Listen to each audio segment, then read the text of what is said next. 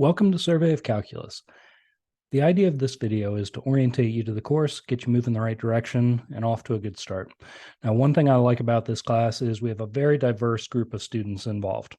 Marketing majors, management, finance, accounting, supply chain management, internet technology. We also have students in this online class from the Statesboro campus, the Armstrong campus. That's where I'm located, by the way.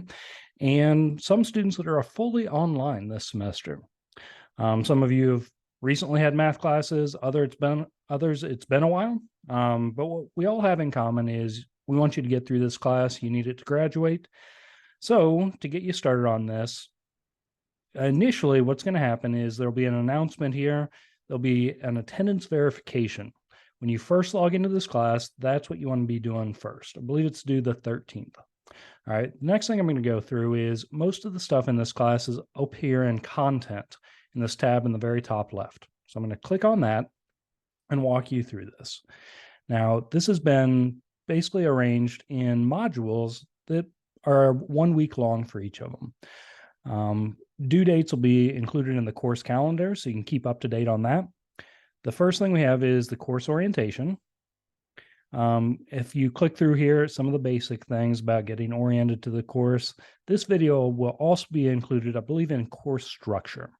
All right, but one thing you want to have is the syllabus. This includes where my office hours are. I'm going to be having daily office hours.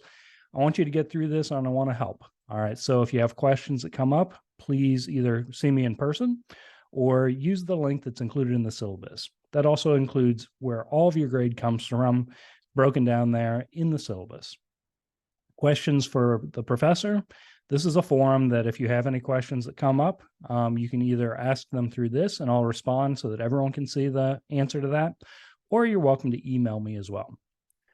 All right, the module 1, as you can see in here, we have the intro to MyOpenMath. MyOpenMath is this online platform for math homework that we're going to be using, but it's through Folio this semester. So if you click in here, this first assignment, which does count towards your homework grade, basically just orients you to how to use everything in MyOpenMath, how to enter our solutions in, what kind of solutions are taken on each individual problem.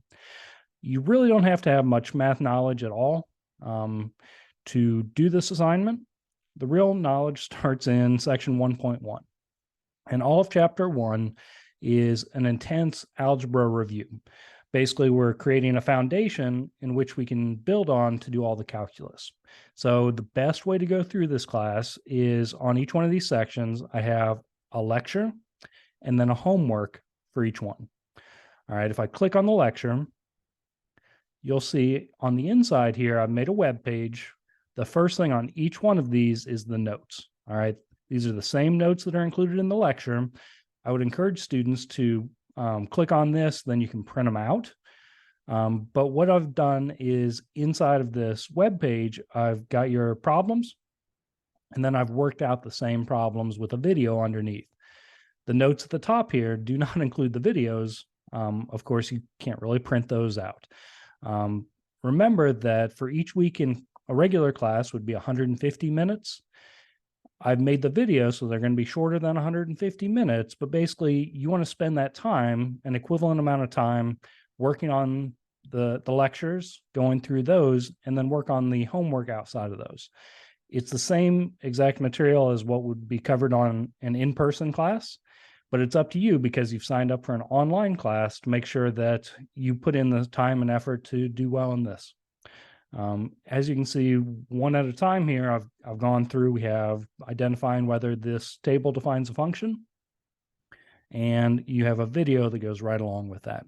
Now in this first chapter, maybe the first couple chapters, what I've tried to do is also incorporate underneath here, this should correspond what you have on homework problems number 2 and 3 in the corresponding 1.1 homework section, to kind of point you in the right direction for if you want to kind of have the homework open in one tab and then be working through the lecture in another tab while it's fresh on your mind.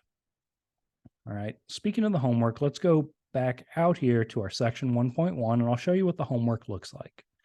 So if I click on the 1.1 functions homework,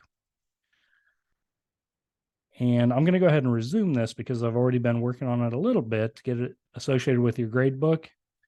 You can see that up here in the top, you can go through, see which questions you've completed, like our check marks here, and which ones you haven't.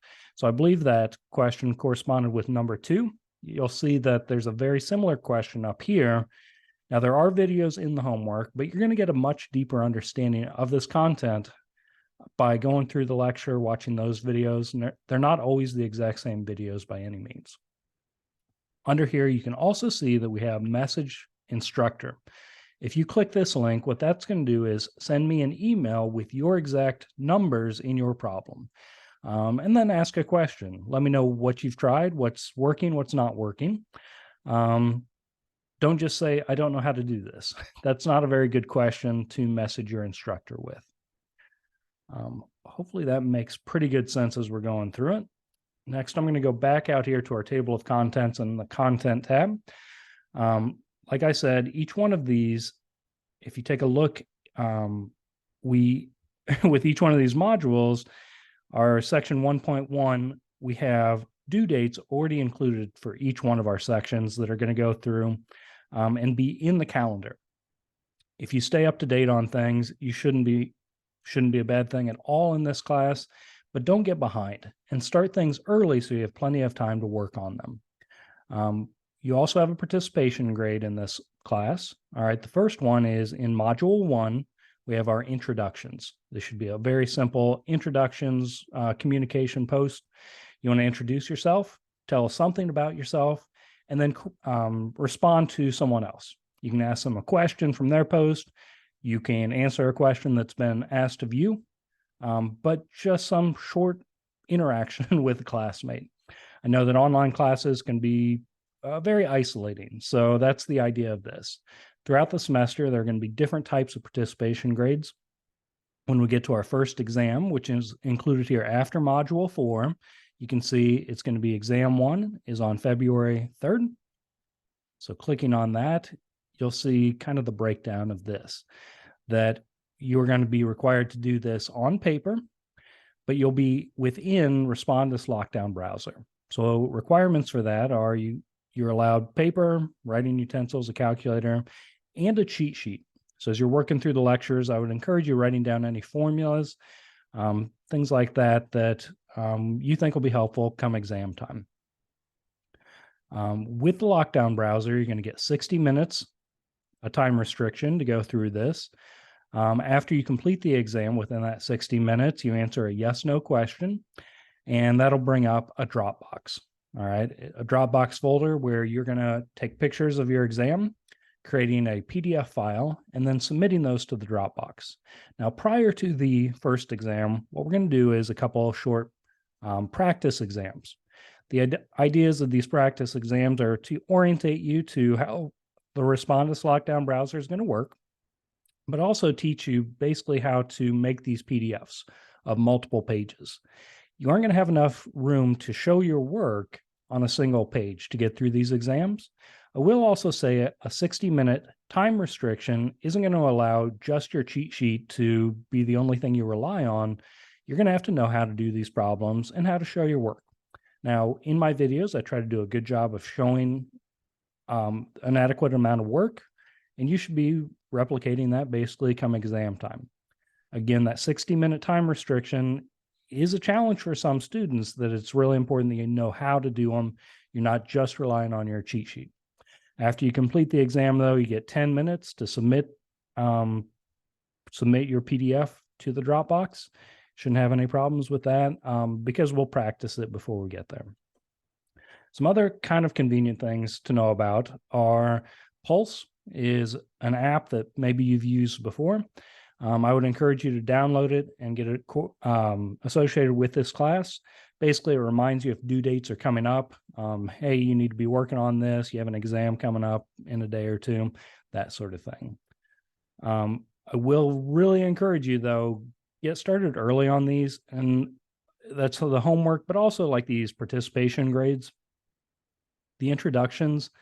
If everyone waits in the class until the 11th hour before these come due, then it's going to be really difficult to respond to other people to get both points of that. So when I have these participation grades, like the introductions, what I like to do is I'll start grading those before the actual due date. That way you get some feedback and you know whether you've completed all of the assignment or just part of the assignment. Hopefully you'll still have time to go back in and complete the rest of it if it isn't completely done for full credit at the beginning. Hopefully all this makes sense. Looking forward to a good semester. Please don't hesitate to reach out if you have any questions as we go through any of this. Good luck. Looking forward to hearing from you.